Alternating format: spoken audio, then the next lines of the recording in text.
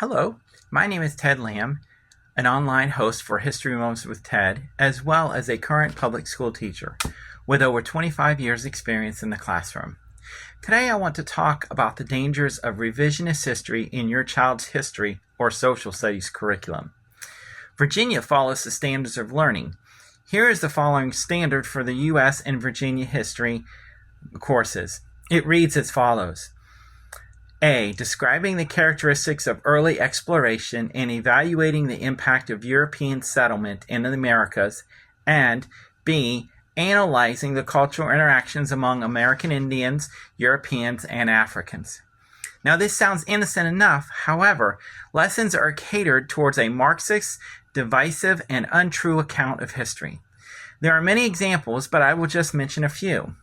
The 1619 Project, a curriculum that is adopted in many school districts across the nation, wants your children to believe that our nation started in 1619 with the beginning of slavery in the colony of Virginia. Well, there are just a few problems with this. First off, Jamestown was founded in 1607, not 1619. Another key important point is that somehow British colonialism is to blame for white supremacy. When we look at primary sources, we clearly find that this is not true.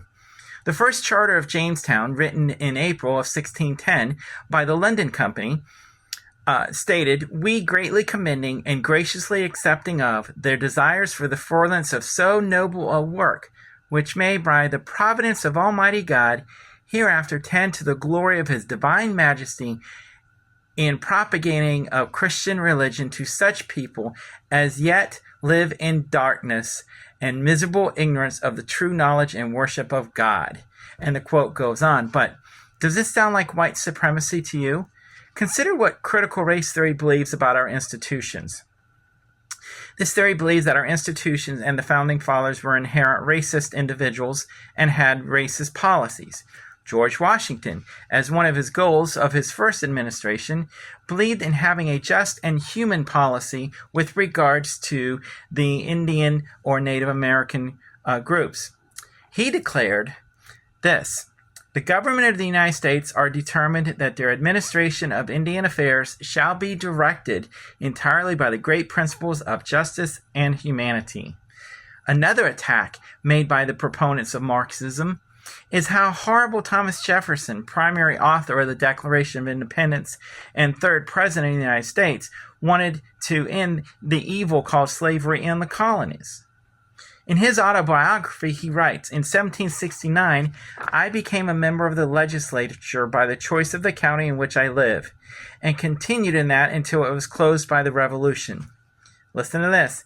"I made one effort in that body for the permission of the emancipation of slaves, which was rejected, and indeed, during the regal government, nothing liberal could expect success.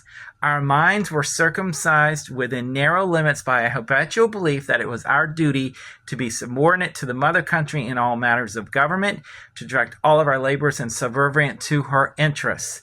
Stop and think about that. The colonies wanted to end slavery, but the mother country wouldn't let them. Again, it is not the colonies that develop slavery or wanted white supremacy, but England. Lessons like these only stirs divisive hate for these individuals and is only to breed hate for each other.